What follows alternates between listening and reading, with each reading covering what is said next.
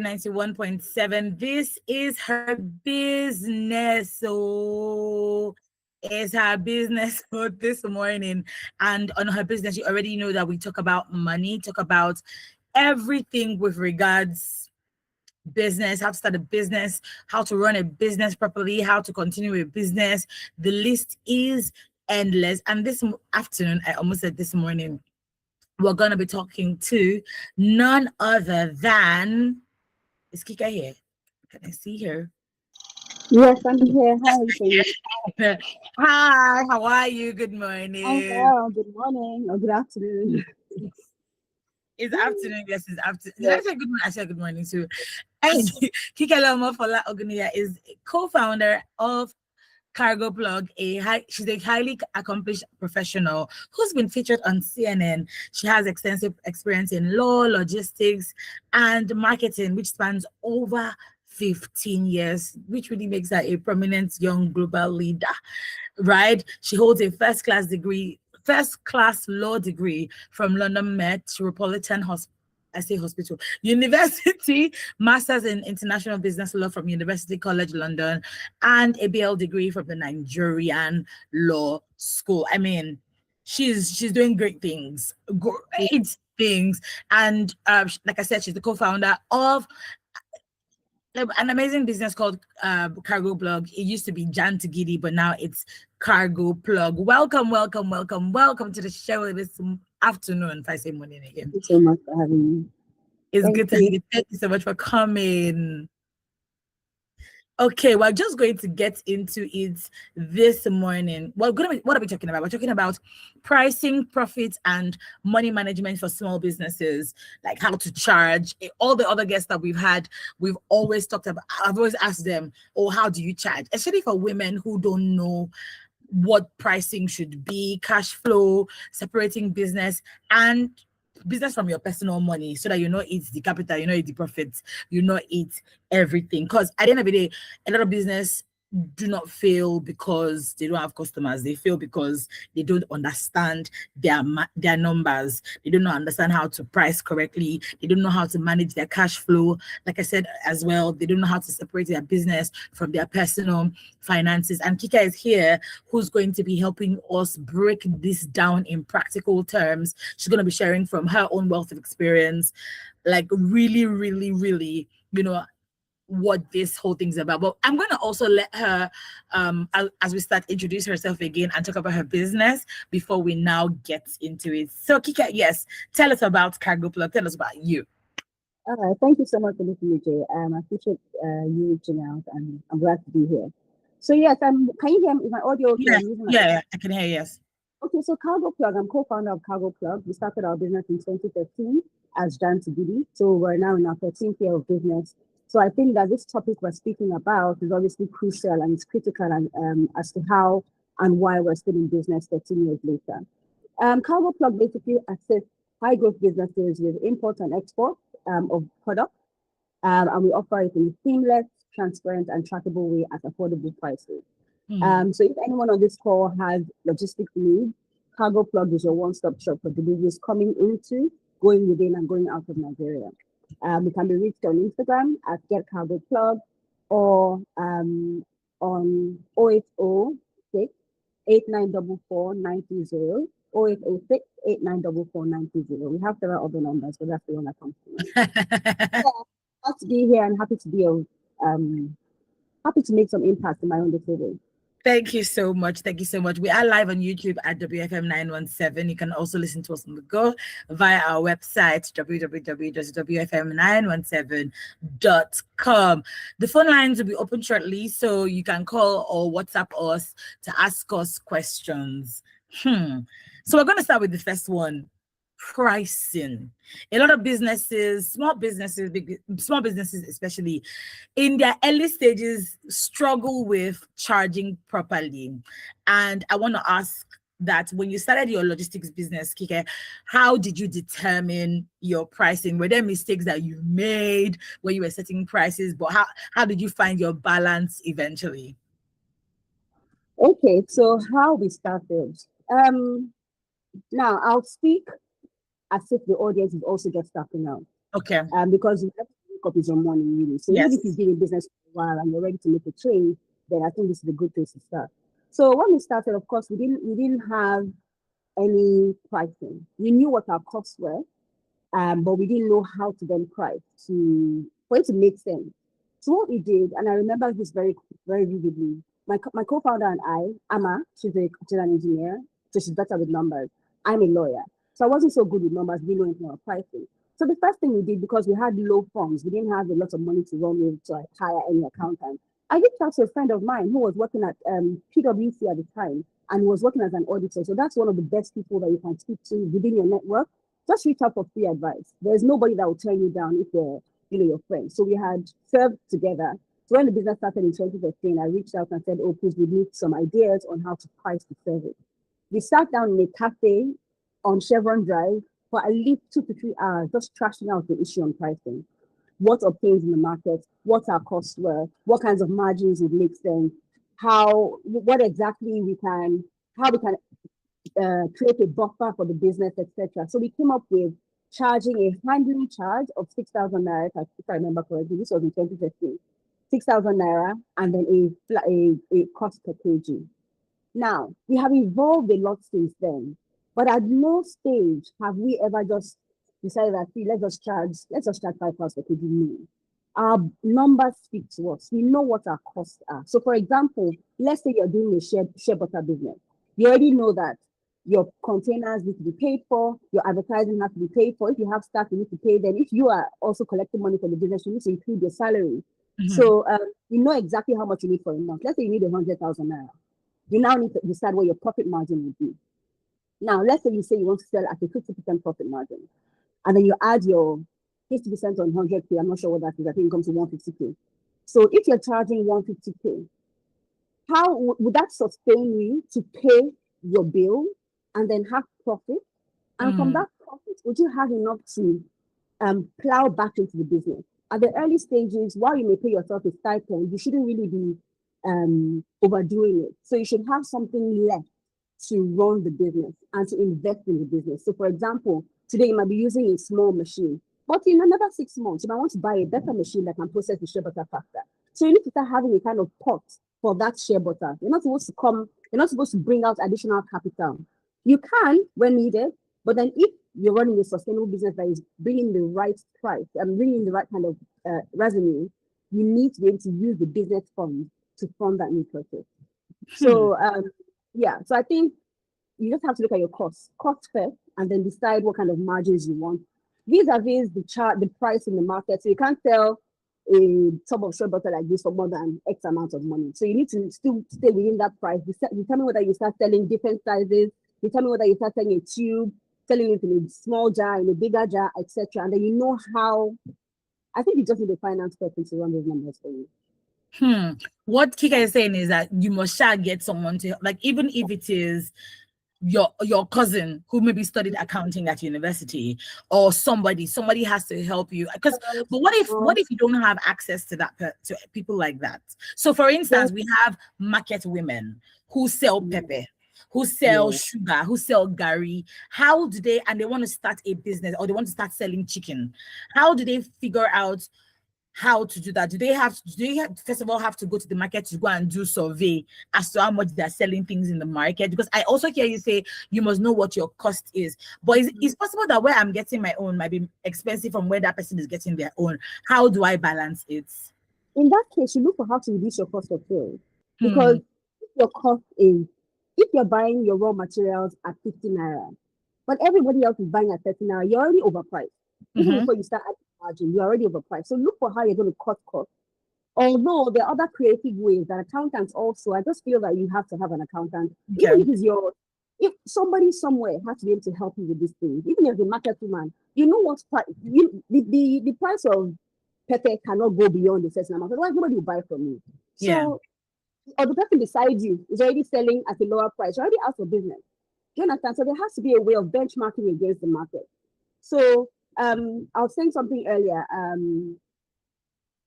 I've lost my train of thought. But yeah, you can have your cost price, but then sorry, there was something you asked. The last question you asked. The last question I asked, I said, how do you balance the pricing. I can't remember the question I asked, but I think I was asking that how do you determine your pricing? What are the mistakes you make? How do you balance it? That, oh, I'm just starting out. Is this price okay? Yeah. Yeah. So with the market woman, or even generally, pricing as a benchmark. So you just know how you can play within that space and be creative about it. Some people do something called loss leading. So they would price at a lower price just to break into the market, to penetrate the market, and keep their prices up. There are other methods, premium method where you can do a free trial. So you have different apps, you do a free trial, and then later you charge something just to bring people in. The bottom line is try and look at the pricing in the market, understand what kind of strategy you want to use. It might be a new market, it might be a new pepper seller on the block, and you just crash your prices. People start rushing you, then later you can take it up once you already have your Right. But those things have later. You can't go off the whim, and you need to have a set timeline. You can't just do it for 6 months. If it's 6 months, do it for 6 months and understand that at that 6 month mark, you're taking your price up. It has to be pre-calculated. Yeah, that's just intentional. Right. So what Kike is saying, I actually really like what you're saying. You're saying that is either you decide to, you must know your cost basically. And if you don't access an accountant, you don't have anybody that can help you, sort out your books financially, then you can do loss leading is what you said. And then maybe just know that Muma Faragba in a way. But even that loss has to also be scientific. You can't just go off, I feel like doing this price. No. There still has to be around you. So you still need, when you don't know something, look for somebody that knows it and get it for free at the beginning phase, before you're able to hire any accountant. There must be somebody in your network that can help you run the numbers. Otherwise, check yourself. True. I think a lot of markets, like especially speaking to market sellers, they have, I think, an lodger that is in charge of the market. So you can go to them and ask, and find someone. I think one of the things that we do well, even though we can be somehow as Nigerians, is somebody will hold your hand. Exactly. Yeah. You need to pay the person to be like, this is the amount of money I have. Help me, teach me this. We like to say, show me the way for Naomi kind of thing. So if you have someone, you can do that as well. I also like that you say that, but you have to have a benchmark as to when you want to increase your price, because you can't stay at that same point, on indefinitely, right? So I want to ask, what about for customers who they're always negotiating? Let me not lie. When I go to the market, I'm not really a negotiator, because I'm just like, I really think that this thing you're selling to me is worth the price. I might negotiate maybe a couple of $100 down, but compared to my mom and my sister, they think I'm throwing money away. But then you also have customers who constantly negotiate and say, it's too much, it's too much. Like, is it a case of maybe because they feel like what you're selling is not really that good, or I have to be able to find a way to bring it down? But what do you say to customers who are how do you handle customers who are always negotiating and who are always saying your price is too high? Okay, so I think the first thing is to say, know your value, know your worth, and add tax. People say that a lot. So know exactly what your worth is. Now, if you decide that you're going to pander to the thoughts of your buyers, whether they're your customer or whether they're your family members, etc., you won't be in business by tomorrow. So you have to have a structure. This goes through, we're talking about pricing today, but pricing or structure of your business goes beyond just pricing. It's also how you approach your business. If you have a system in place, you have an invoicing system, you have your clear pricing. Like people that don't write their prices in the caption, you already know what your price is. Just write it there, and it's a structure. Nobody will enter your DM and start saying, "Can I pay 20K?" The fact that you seem open about your pricing means that there might be room to negotiate. You already have your rate card. The invoicing system is what we invoice. We're not sending you invoices we're not sending you manual invoices on WhatsApp and saying, "Madam, your price is going to be 10,000 naira." No, there's an invoice. I cannot amend that invoice. As a business, you can decide to have a family and friends discount. You can decide to have a loyalty program, and all those things, all those deductions from your bottom line also have to be calculated. Right. Anytime you have to do anything, if our finance consultant hasn't put a stamp on it, you can't move ahead, because otherwise you'll be at a loss. And the loss might not reflect today. It'll be in a few months, like, I'm supposed to have made this. No, but you gave X amount of discounts 3 months ago, and you're seeing the impact of it 9 months later. Wow. At the end of the day, you will give discounts, but tomorrow, God forbid, the business runs down. They will go to somebody else. So Starting as a structured business, you're not running a hobby. First of all, you're not even paying into your personal account. Let's even start there.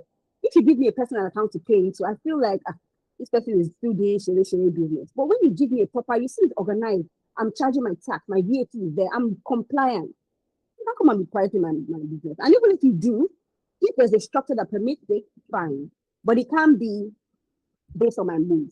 Oh, today I'm in a happy mood. Oh my God, I'm so happy. Take 10% off me. You should even have qualities. Let's say something happens, maybe the customer's order was delayed. You can have that as your unique selling proposition that if anything goes wrong, you get 5% off on your transaction. But then that has to be something that you have calculated and you already know the impact it would have on your business and you do it. But I always use that scientifically. It has to be, it can't just be on vibes, basically. So you're saying that regardless of what type of business it is, there must be structure from the beginning. Structure. That's what you're referring to. They already know the lowest point you can get to. As bad as your mom prices, they might have even said, you know what, let me just give this one, I'll charge the next person. They have calculated it. Marketers don't take their money.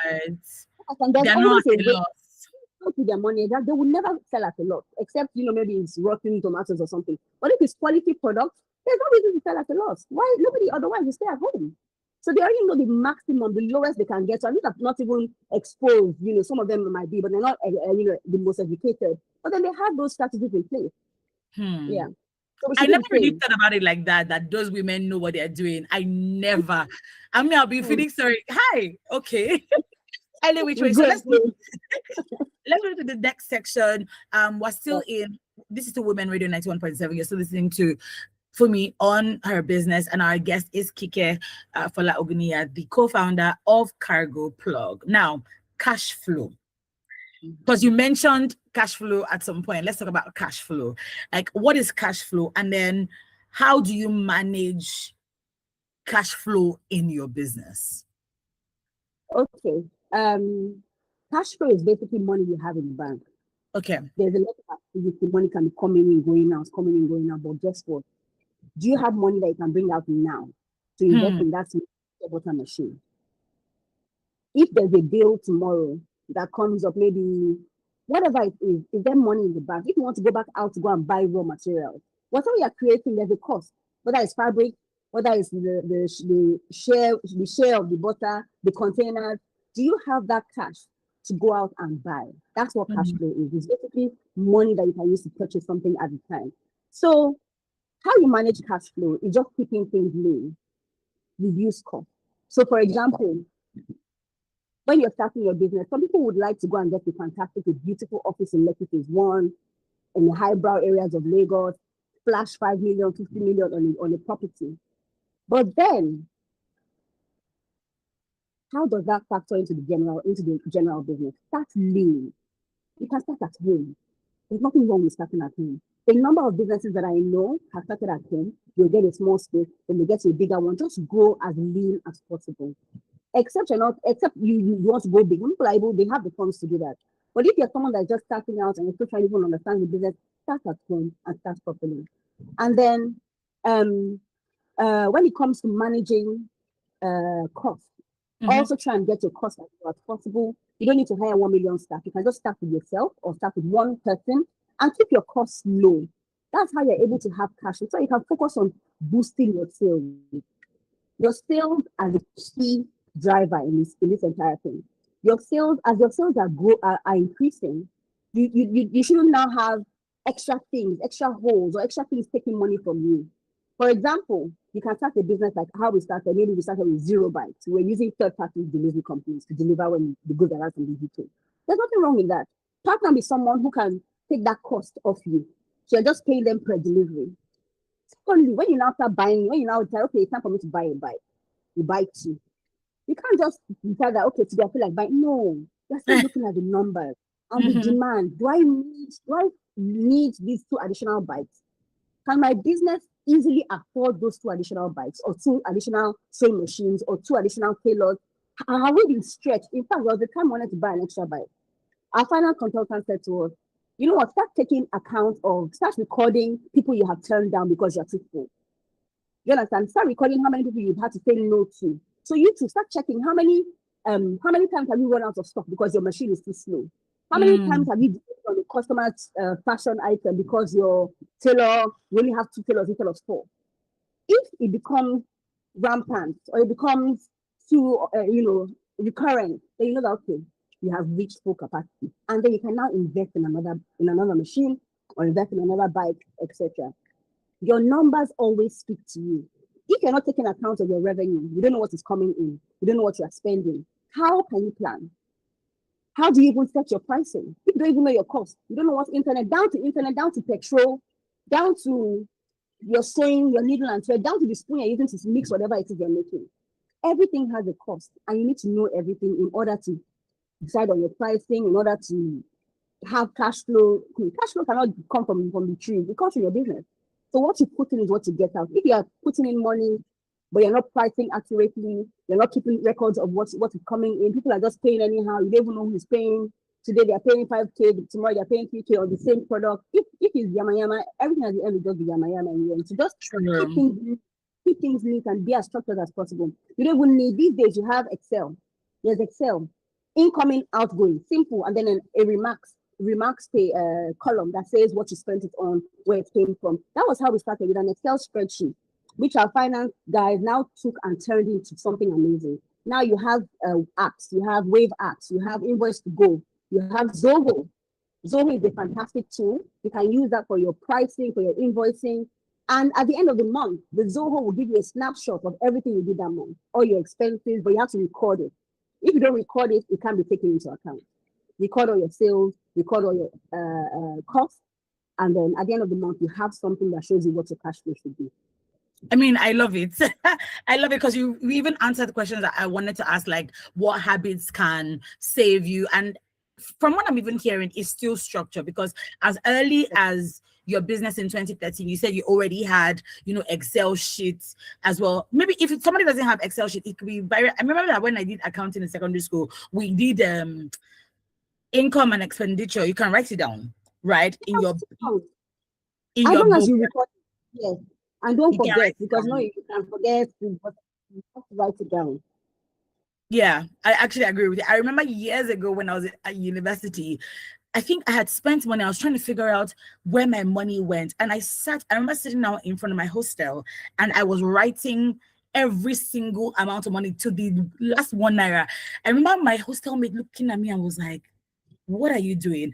I learned it from my mom, who learned it from her mom. There's nothing I do, even if I'm going down to the streets to go and buy pepper I need to buy quick pepper. I've written it down in my notepad. I'll write tomato 100 naira, rodo 20 naira. Even when I send my girl to go and buy, I'm like, this is how much I want each one to be. And when she comes, she does. So I think this is something that people can, if you already do it in maybe start from your own personal life, your home, and know what you buy. You want to go and buy groceries or beverages or what the children will eat. Write it down. Oh, this is the amount of money I have. No, how much am I spending? That will help you when you now start your business. And like Kike has said, start to live, Abi. That's the only way the money would stay in circulation. Okay, let's move to the next. And make sure you're selling. Whatever you do, make sure you're selling. Money has to be coming in. Okay. Now, our final segment would be separating business from your personal money. And I know that a lot of business owners get into trouble in this space. I'm not even going to lie. I've done business at some point and I ate everything, plus the capital, plus the profit. Because in your head, you're like, I know I still have.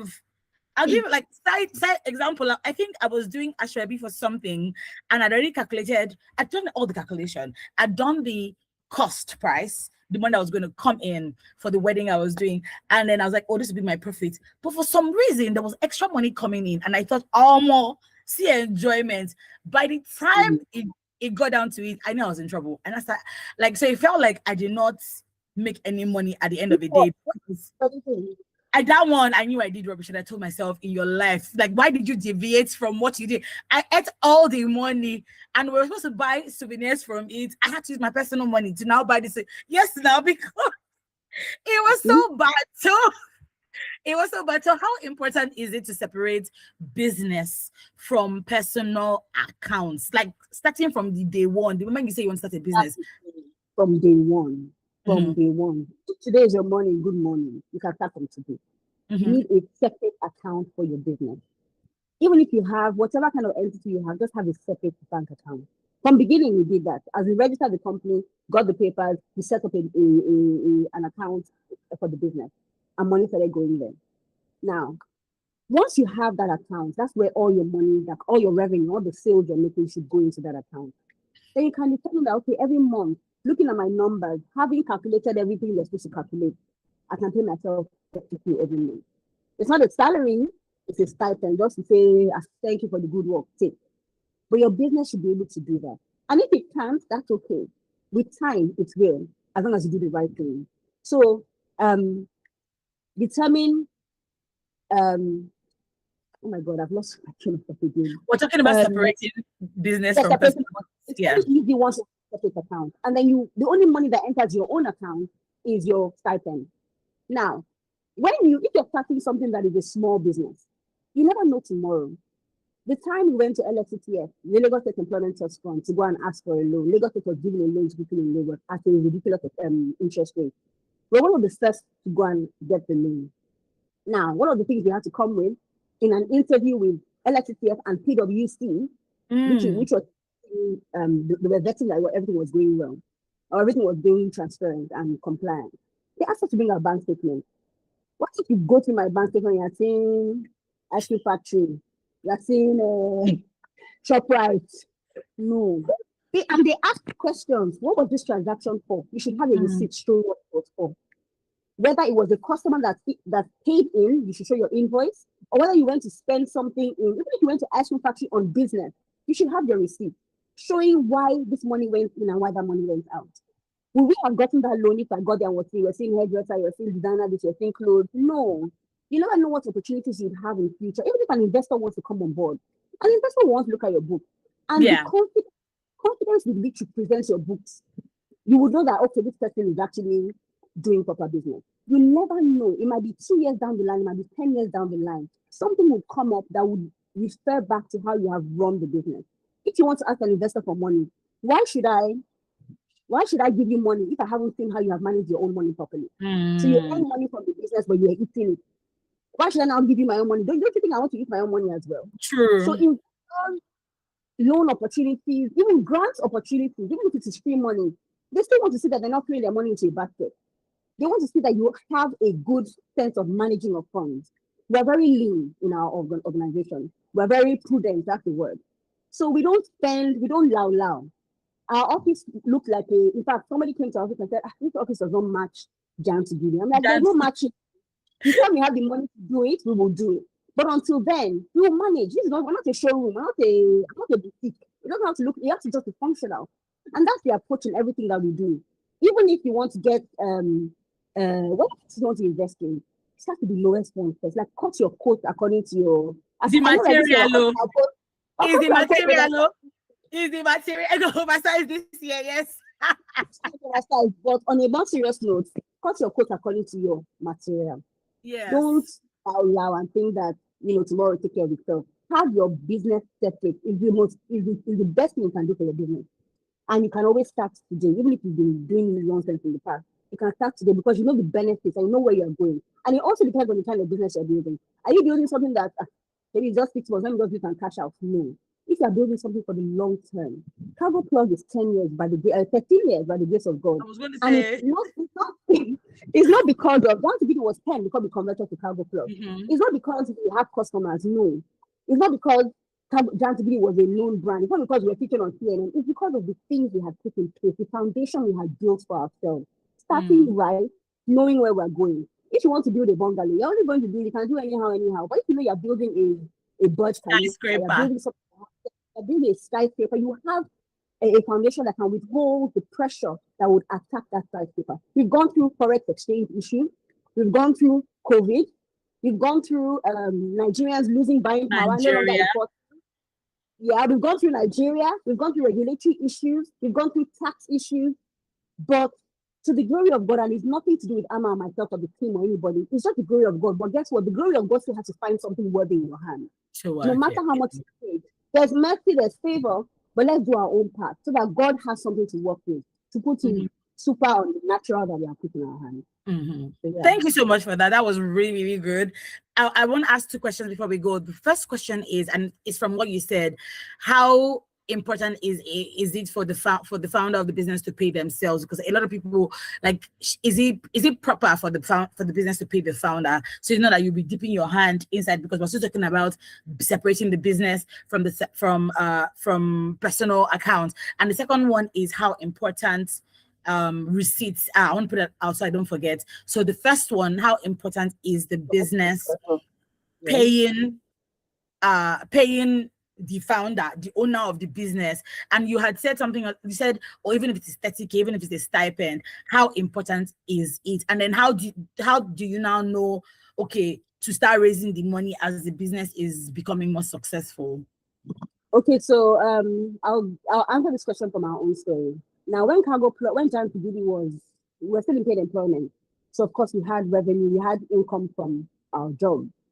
Now, when we left the job, at that time, Giant Piggy wasn't paying us anything. We're just working. We're just working. And then when we left 2 years in to face Giant Piggy full time, Giant Piggy now started paying us a stipend, and it was exactly 30K. So that was not an example. That was our reality. Giant Piggy was paying us, okay, just take for internet, take for this and that. And it was at the point where the business could afford. That's what the business could afford at the time. So we were able to get a space of our own. We paid rent, but still, back to this our calculations. We did not determine on our own that I want to be taking 32. It was our finance that said, and finance person I keep referring to was working in our organization. We all worked together. It was offering a free service to us, just helping us. He helped us with our Excel spreadsheet that we started. We started the Excel spreadsheet. He helped us put formulas and make it, he made it robust, but it worked as it was. So please take learnings from this. It's very important to pay yourself, because otherwise, how do you cope? How do you live? We had, support from our regular business. By the time we left, we had just gotten married. We were newlyweds. We both got married in 2013, and that's when the business started. I was February, Emma was December.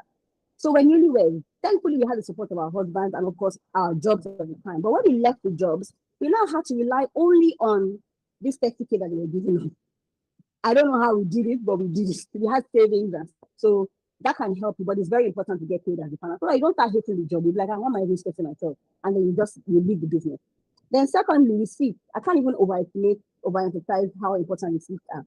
Sometimes you still see receipts from when exchange rate was still 150 naira. You still see those receipts. The good times. I posted it, sometime last year. Like this was, and we always write it as this person paid 50K at the exchange rate of 150. That level of detail. I'm even weak for that level of detail, just to so that you can look back 10 years later and understand why this transaction went the way it went.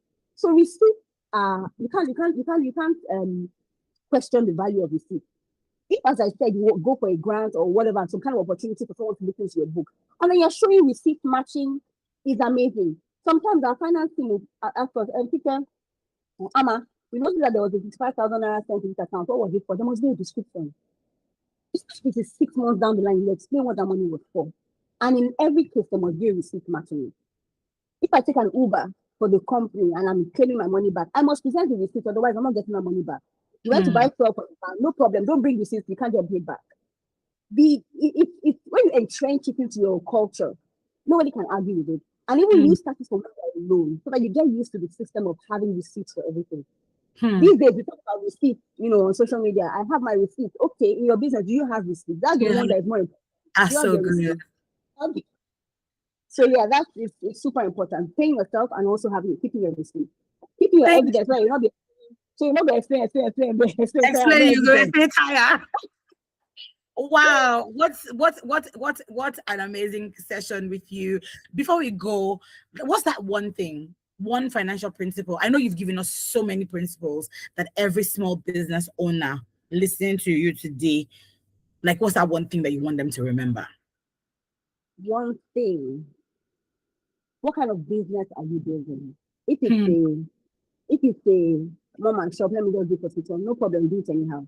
But if you want something that would outlive you, that your parents will be proud of, that you'll be proud of, your generation will be proud of, and even externally, globally, people will be proud of, then start properly. And anytime you wake up is your morning, start today. Do so. Thank you so much, Kike. I feel like I'm going to go back and watch this because I'm just like, wow, so many gems. Thank you so much for coming on the Thank show you so today. much We for truly having me. appreciate you. I'm not speaking in Cargo Plug. And shout out to Amma, my founder. Yes, shout out to your co-founder. And that's one thing I've noticed From my about team. you. Shout out to my Yes, team, Cargo Plug. that's one thing I've noticed about you. Like, even when you're talking, even if it's like a social gathering and you're talking about your business, you always mention your co-founder. That's something that's very rare. Not a lot Because of I people. couldn't do it without her. I know that we couldn't, I won't be this, I won't have come this far. We wouldn't have come this far without each other. So she's my right hand babe for life. Yeah, like people, because you just see after 5 years, people have split up, or there's just this demarcation you see. Oh, they work together, but they are not together like that. And that's something that's so worthy of emulation. So if you're out there and maybe you have a business partner, Shay, you've been hearing Kike talk about her partner all through. Her business partner. So please, maybe that's something that you two should take. Your partner is not your enemy. And maybe if you're feeling like there's too much friction, you can find Kike. Kike, tell us how to find you. She will give you advice. My personal Cargo Plug. Yeah. And then Cargo Plug. Instagram, get Cargo Plug. In fact, we still have our Jam to page. I don't really like pushing that page, but yeah, Jam to is still there. Get Cargo Plug or www.getcargoplug.com or 0806 8944 930. 0806 8944 930 or 0809 098 7268. Please pick one of those numbers or just start from our Instagram page. Yes, thank you. I think I'm hoping that we can bring you on again so that you can talk to us about. I just remembered moving your business, like change of name, like how big, because Jantagidi was really big. So I think one of these days, like a lot of people want to change, they want to change the direction of their business, but because they've invested so much in one, they're like, oh my god, because, and then maybe you're also sentimental about that business. There's emotion, and rightfully so, that attachment. So maybe next time you come to talk to us about changing your business, changing direction. Yes, a whole episode. Thank you once again, Kike, for coming on the show. Enjoy the rest of your day, and happy Women's Month to you. Thank you. Thanks, everyone. Thanks, bye. All right. This is the Women Radio. You can still stick around with us for our normal, regular programming. Don't go anywhere. My name is Fumiba.